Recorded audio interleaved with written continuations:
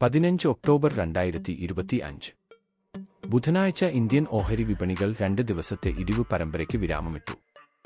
മാർക്കറ്റിൽ ഇന്ന് സെക്ടറൽ അടിസ്ഥാനത്തിൽ മികച്ച ചലനങ്ങൾ രേഖപ്പെടുത്തി. എർണിംഗ്സ് സീസണിന് മുന്നോടിയായി എഫ്എംസിജി ഓഹരികളിൽ പുതുക്കിയ വാങ്ങൽ താൽപ്പര്യം പ്രകടമായി.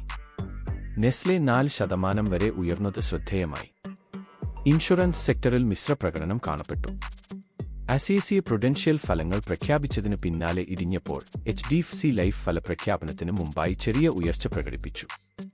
സർക്കാർ ഉടമസ്ഥതയിലുള്ള ബാങ്കുകൾ തമ്മിലുള്ള കൺസോളിഡേഷൻ റിപ്പോർട്ടുകൾ പിഎസ്യു ബാങ്കുകളിൽ ആവേശം സൃഷ്ടിച്ച് ഇൻഡെക്സ് ഏകദേശം 2% വരെ ഉയർത്തി.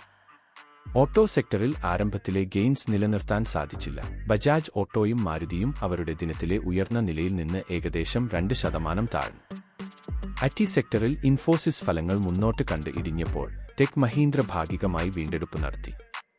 റിയൽറ്റി സെക്ടർ തുടർച്ചയായ റാലി തുടരുകയും മിതമായ ഇൻഫ്ലേഷൻ ഡാറ്റ മാർക്കറ്റ് സെന്റിമെന്റ് മെച്ചപ്പെടുത്തിയതോടെ നിഫ്റ്റി റിയാലിറ്റി ഇൻഡെക്സ് 3% ഉയരുകയും ചെയ്തു.